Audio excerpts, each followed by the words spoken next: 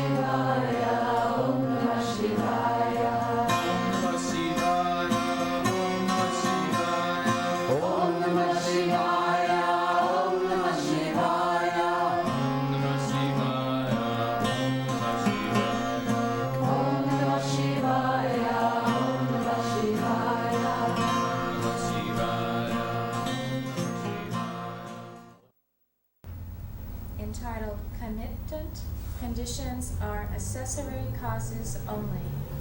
Why you are meditating? Why are you meditating? To feel healing. It is to get energy. Why you are eating?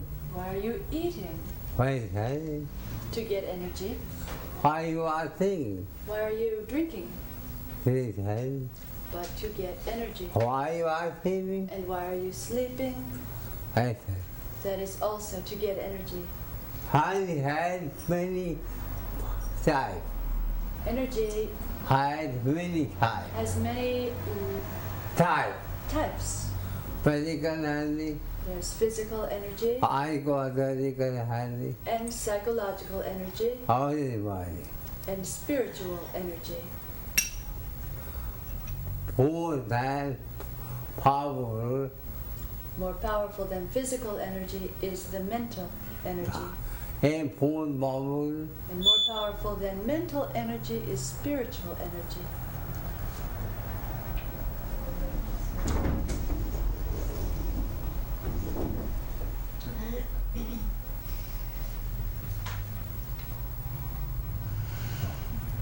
The appearance of an effect is only its passage from potentiality to actuality, such as a sprout and a tree from a seed, concomitant conditions, soil, season, water, etc., are necessary causes. Accessory cause is a sort of mechanical instrumentation to aid this transformation. Though potential energy is stored in the mass of water, something else is necessary to actualize it from the causal state to the state of effect. The effect cannot arise in the absence of concomitant conditions. According to Sankhyoga philosophy, the sum of material causes potentially contains the energy manifested in the sum of effects. When conditions producing the effects are added to the sum of material conditions, relatively stable equilibrium of the mass of matter in the state of inertia. Thus, the impetus frees stored energy from the mass of matter. In a blockage of electrical flow, when an electrician removes the impedance, electricity flows along the wire. So it is when efficient or instrumental causes remove obstructions in any mass of matter.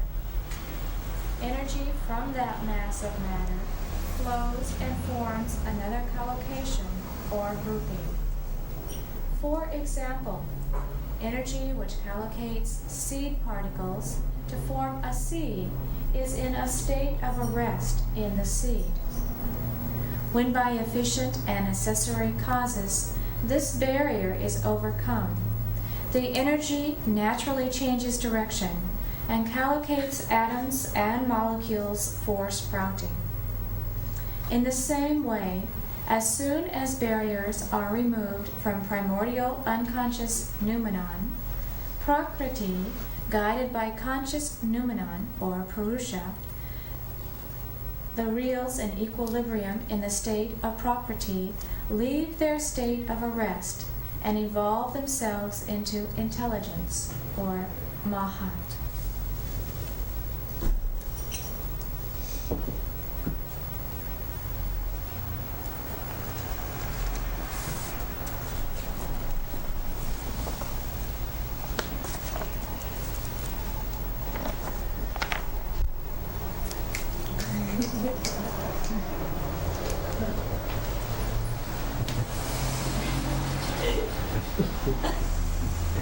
Subject is not what you think it is.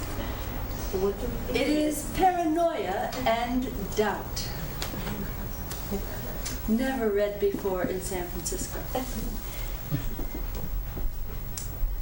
Paranoia and doubt are part of... We cure our lady, Be sure our... highly hard mind, the energy of our mind method, method, method, is method,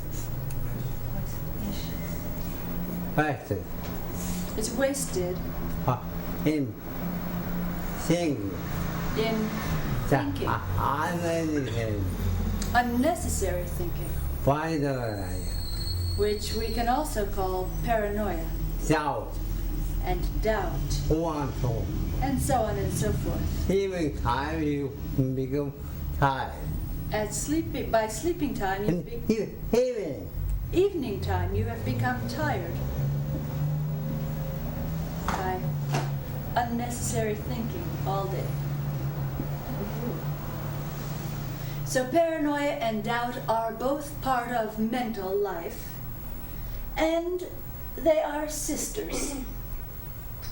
Doubt is the elder sister, and paranoia is therefore the younger sister.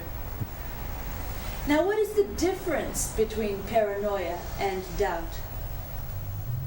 This cannot be easily told, since one changes into the other. Therefore, I have written here that they are sisters, and doubt is universal.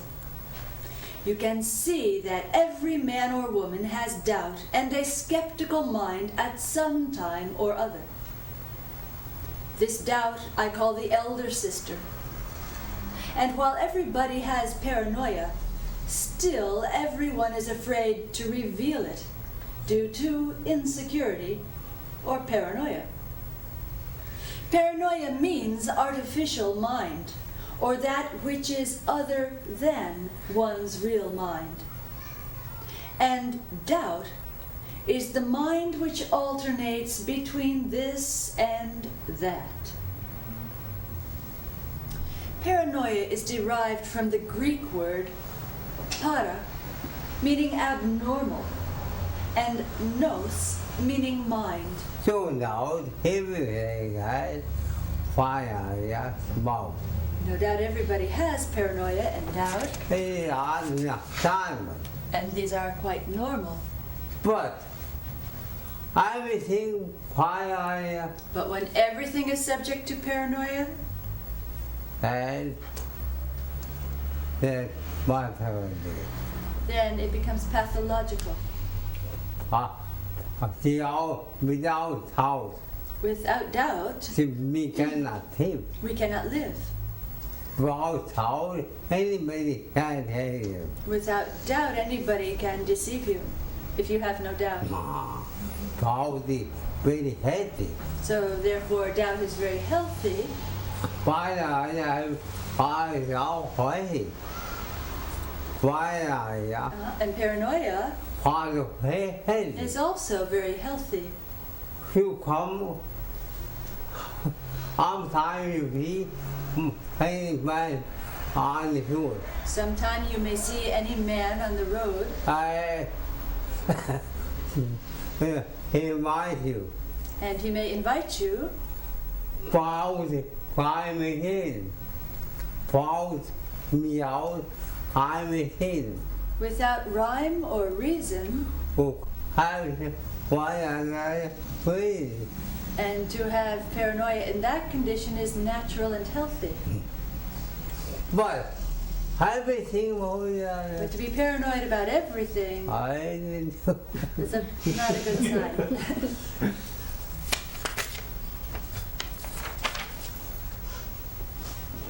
Paranoia is defined as a chronic, psychotic state of mind characterized by fixed but ever-expanding systematized delusions of persecution.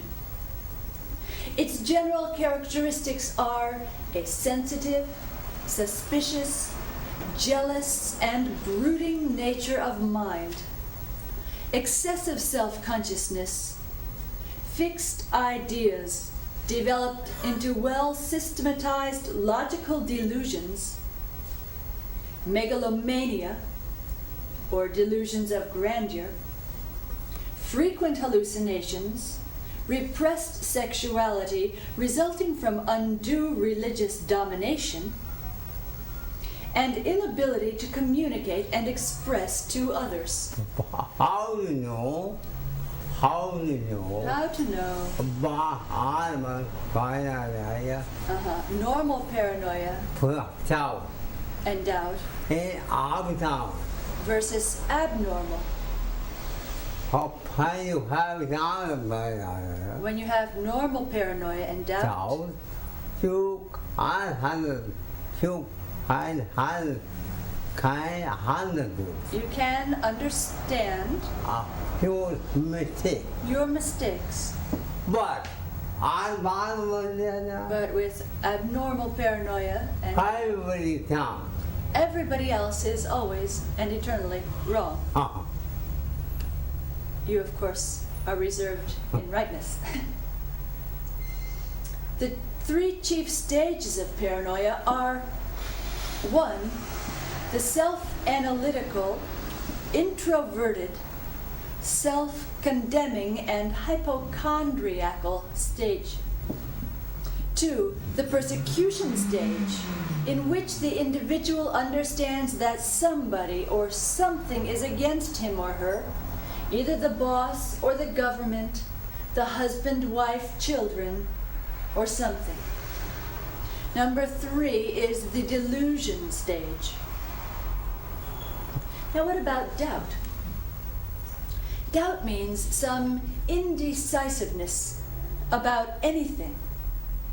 It indicates a wavering opinion or belief, a lack of conviction, a lack of trust in oneself or others, and uncertainty based in apprehension or fear. In doubt, one is overloaded with different types of dogmas or ideas, all of which are fixed. Where doubt ends and paranoia begins cannot easily be explained.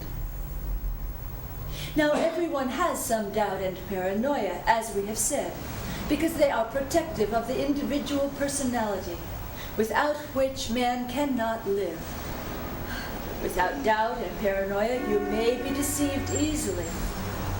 All or many psychological accidents of human life, full of misery, sorrow, and suffering, have occurred when people easily believed in one another, and so were fooled and deceived. The whole human history is full of these types of accidents. Many kings and queens have been killed, being deceived by other parties. When they had full confidence, neither doubt nor paranoia, they were easily victimized, and many kings and kingdoms were thus overthrown by others due to their innocent feeling of confidence. On the other hand, no one can fool a person who is skeptical and who doubts until there is plenty of proof. Many people in the past were given poison by those in whom they had absolute trust, while no one can poison a person who is of a skeptical turn of mind. Up to a certain stage, then, doubt and paranoia are protective.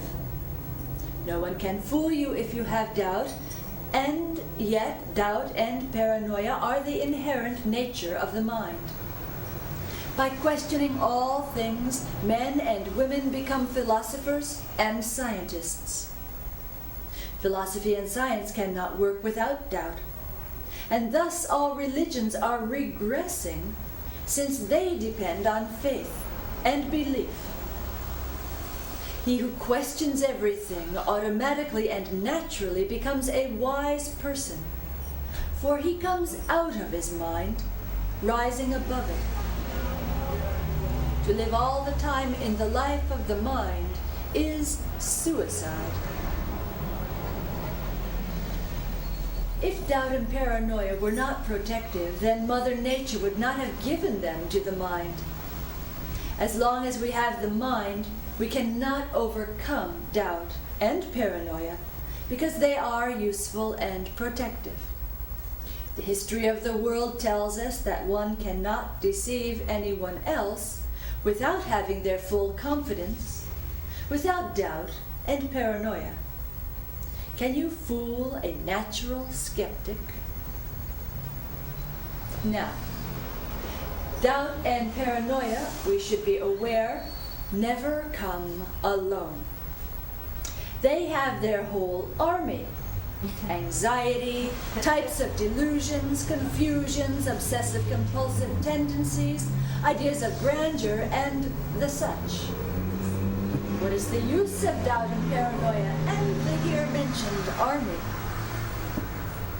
If we know the right use, then we find they are very useful indeed. For example, if one has anxiety, then we know that he is not meditating. And due to the absence of meditation, he will develop a free-floating anxiety, which in turn means an anxiety whose cause is not known. Such anxiety is useful, for it reminds one that one is not meditating properly or not meditating at all. Often it is attended with its major general loss of sleep and lack of interest to do anything.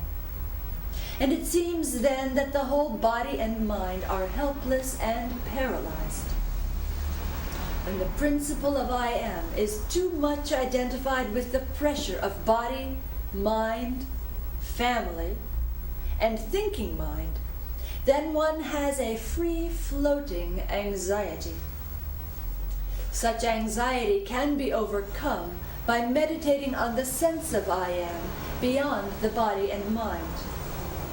It should be remembered that one cannot go beyond the body and mind functions which are unknown to us. One goes beyond body and mind only to the extent that one knows their working methods. Our unconscious minds are a storehouse of past karmas, not only for this life, but for past lives, including the influences of the father and the mother and the society. And we see that all kinds of karmas are hidden in the unconscious. If one goes beyond the known functions of body and mind, then the unknown begins to come out. And finally, one day, you will discover that all the unknown functions of body and mind are released. These karmas will be exhausted by awareness of the absolute I am. Here, we want to take a moment to differentiate between normal and abnormal anxiety, between normal routines on the one hand and obsessive-compulsive tendencies on the other. Now suppose the stock market crashed. You have lost your whole bank balance. Or you're facing every type of family problem at the same time, especially divorce, or even uncertain marriage will do it.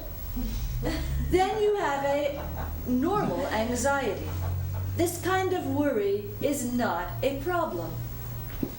On the other hand, if you have lost $5 and you have $500,000 in the bank, and you have a nervous breakdown, you've got a problem. If you're fighting with your family over tiny things like whether the dal should be cooked for 1 hour or 1 hour and 5 minutes, and you shout over that, you make trouble over trivial matters and have a nervous breakdown. This is called abnormal. Here's the best example to show obsessive-compulsive tendency. If you keep your kitchen utensils in their right places, that is fine, very fine. But if you find that you are screaming because someone has dared to move your frying pan 1 inch, or has touched your plate and moved it too, and then if you go into a nervous breakdown, this is not normal. We all know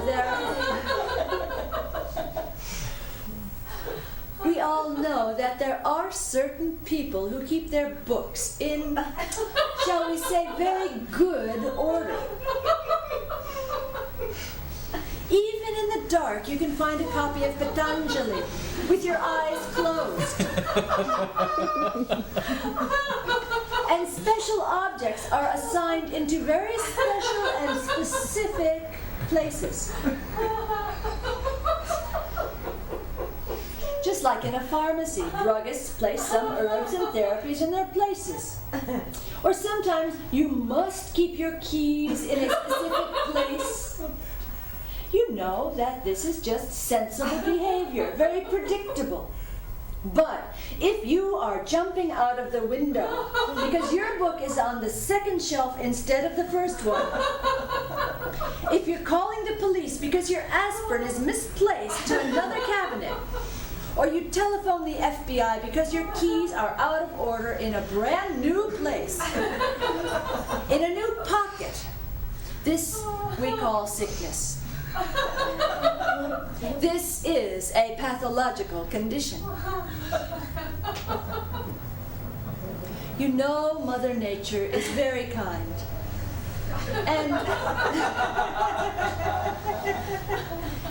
we would not have doubt and anxiety if they were not useful.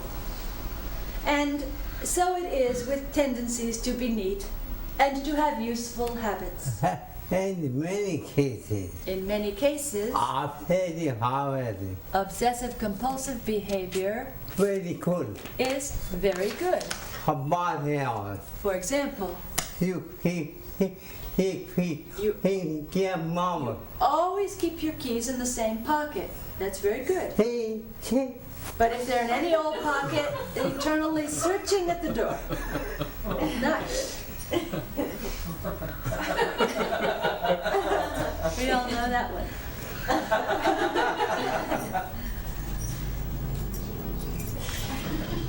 Now listen, one does not create anxiety and obsessive compulsive behavior. Rather, one finds them there, for they are the nature of the mind. When something wrong is going on, then you have anxiety and doubt and paranoia, etc., naturally. When one does right and proper meditation on the I Am, then these habits of the mind immediately are overcome, and they go off. And it is then, in the light of pure self, that we see the hidden pathologies which have been overcome and kicked out. This I want to illustrate by the following stories. Once upon a time, there was a professor of physiology. Now, he was very old, and he had false teeth.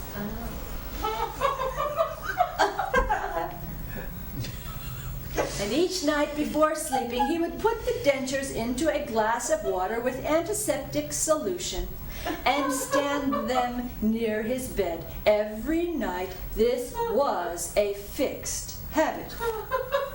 It was practical. It worked. But after a time, it was an obsessive-compulsive habit without which he could not live.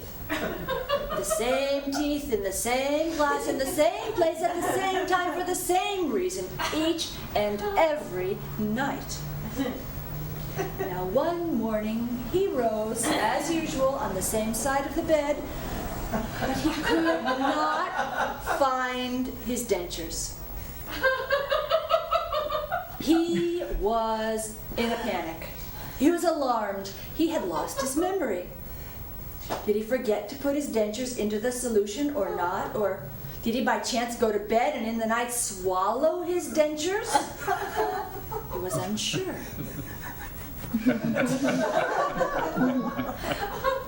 Now, the moment doubt struck him, confusion dominated his head and brain and his heart, and he began to tremble. Now remember, he was a physiologist, trained with a PhD. He knew the function and the operation of the teeth. The teeth are to cut and to chew and to grind all things in all places to pieces.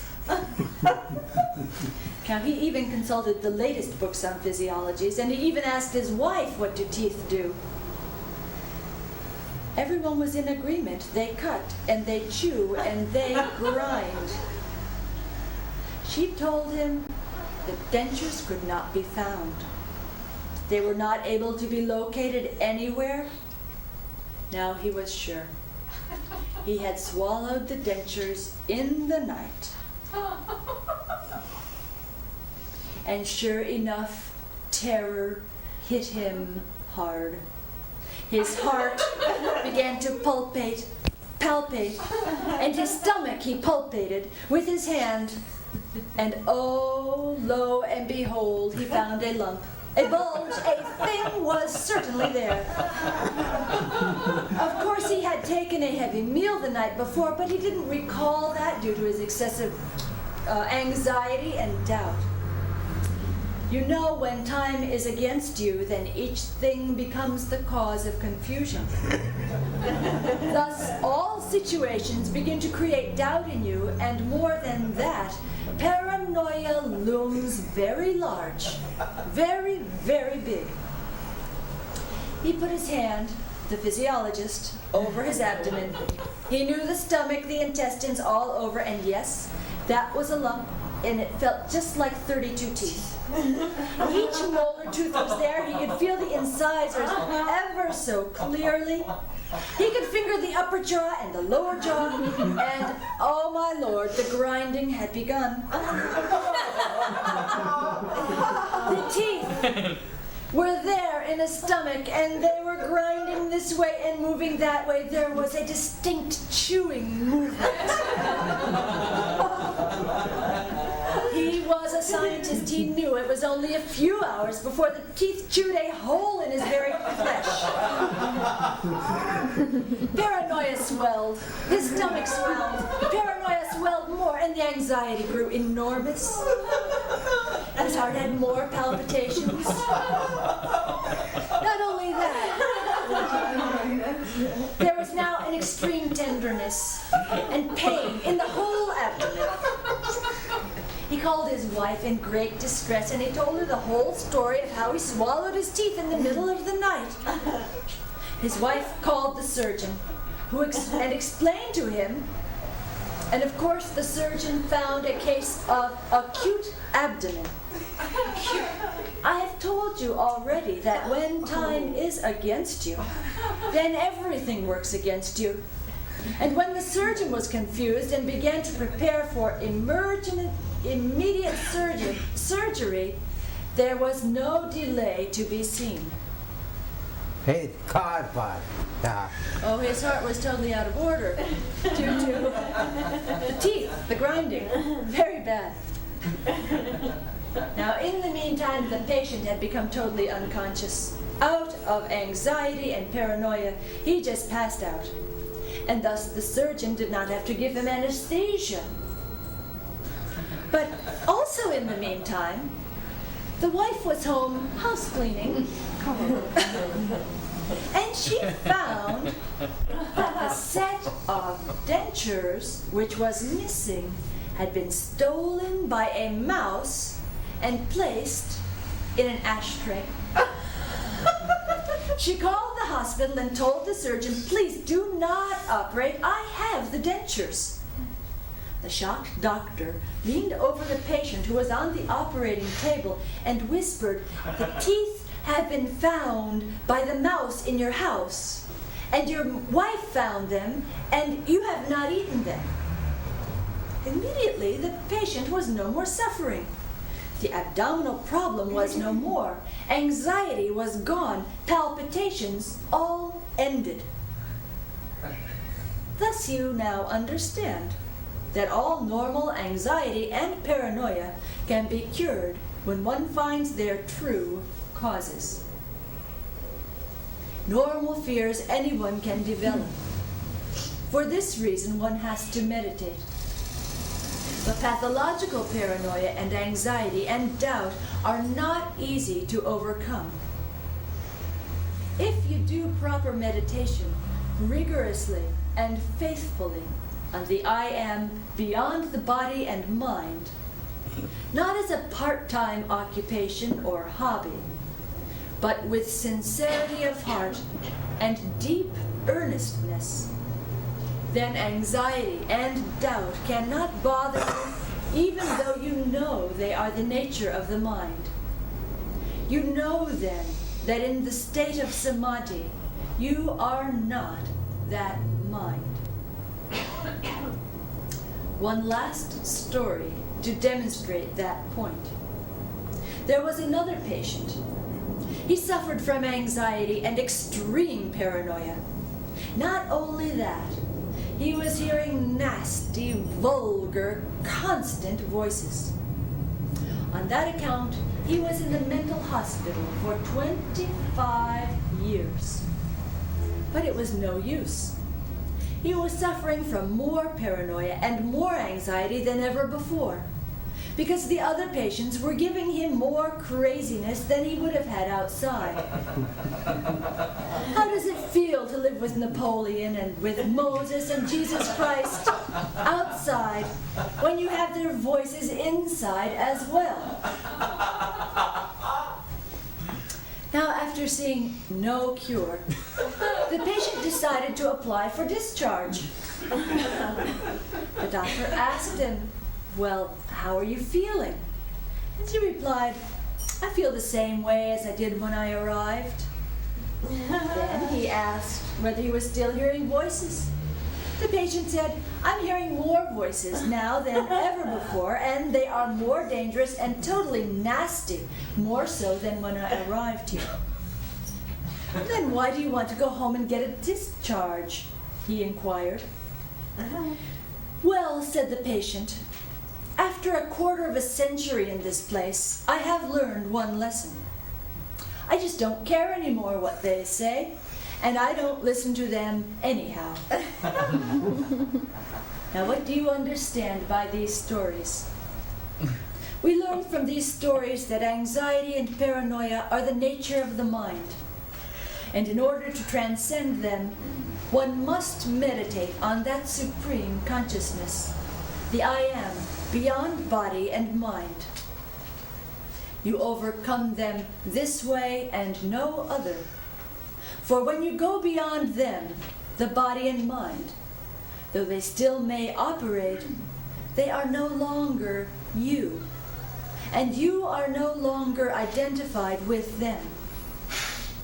As long as you are identified with body and mind, so long you have to dance to the tune that they are playing, and you are totally under the control and command of body and mind. Then the car is driving, and the passenger has become helpless. In essence, so long as this identity is going on with matter and with body-mind, so long you suffer, even though you try to hide this fact by inhibition and repression. When you try to hide too much, to repress too much, these become pathological states. And in that case, even a mental institute cannot help you. Therefore, when you hear these stories, meditate on that dynamic spirit, the I Am, and you will overcome doubt and anxiety and the like. Even though they may not be gone, they will not bother you. Please try this and you will succeed. Om Shanti, Shri Brahmananda Sarasvati. Any question? Any question? Are there any questions? So it means that if we meditate all the time, even though we have a lot of karmas in ourselves, they will be with us, but they will not bother us. Because you have that right, you have that fact. Because you have developed Ananda. otherness from these karmas. Why you have them pain of Ananda, And when you've developed this sense of otherness, and form of the not body. otherness from the body and mind, then the karmas will not bother you. He tightened. He identity.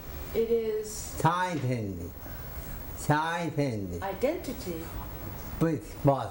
with the body which bothers. Body and mind become pure self. But the body and mind, by meditation, become like your dog. Well, everybody like body and self, Everybody likes a barking dog, but somebody like to be like dog. but nobody likes to become that dog.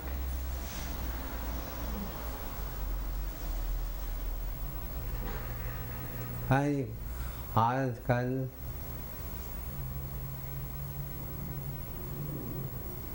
perhaps Well, any question? And when you're saying about meditate on the I am,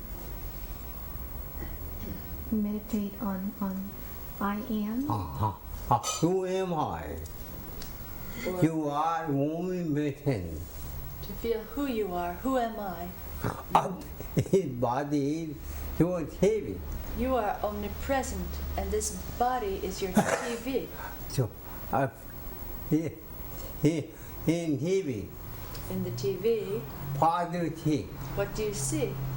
but You see pictures, not many fine women. but there's not really any man or woman inside. And him me, In the same way, you are only present, you are omnipresent. not only body had own person. You are omnipresent, present everywhere like the program, but the body reveals your picture like the TV.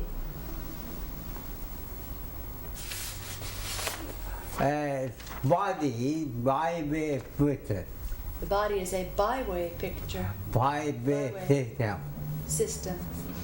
For every TV is one way.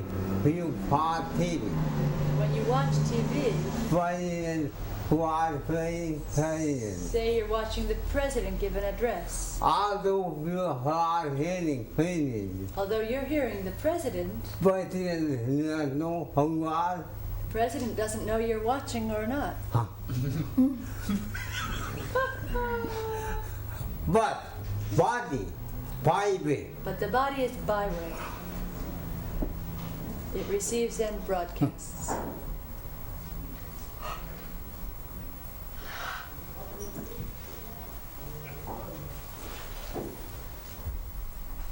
hey, Father,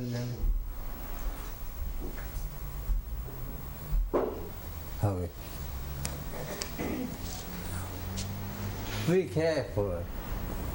Full moon. Be careful, full moon is going on. But you have bubble morning. You may have powerful meditation.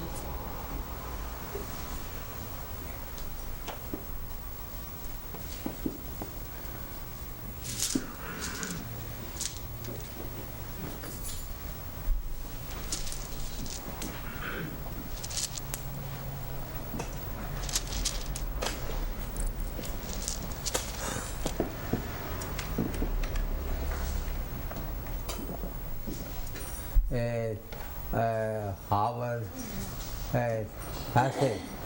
It's here usually. Same one, other side? Huh? Second side, side meditation. Yeah. Did somebody play this? I just played it tonight in my class. Class is here. I die. That's okay. I die. We did side A before. No, we must have done. Side 84, so two side So someone else happened to just listen to this. We'll have to rewind it unless. We'll have to rewind it usually. It's hard for me. Out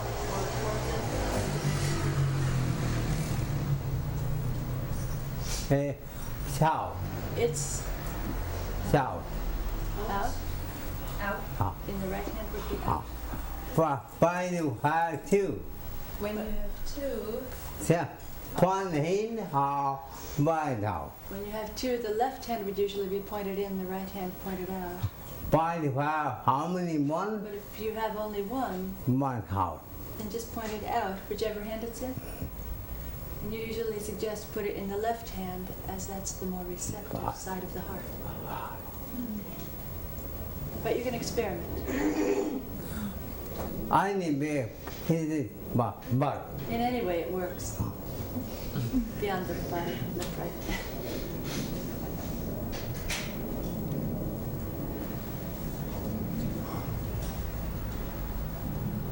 any question either? Turn the light up. Any question Do you have either? any other questions? No, it was too clear.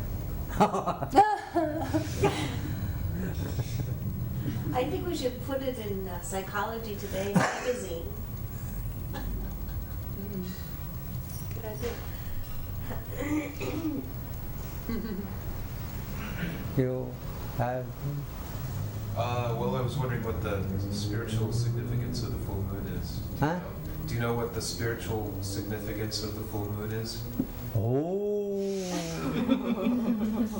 cho anh ra hồn Go on the road and feel. thì howling, Oh, see, there were when we drove here, some man on a motorcycle was looking at the moon and howling. totally out of his mind. Pointing at the moon and howling like some dog. Who knows? Making fun.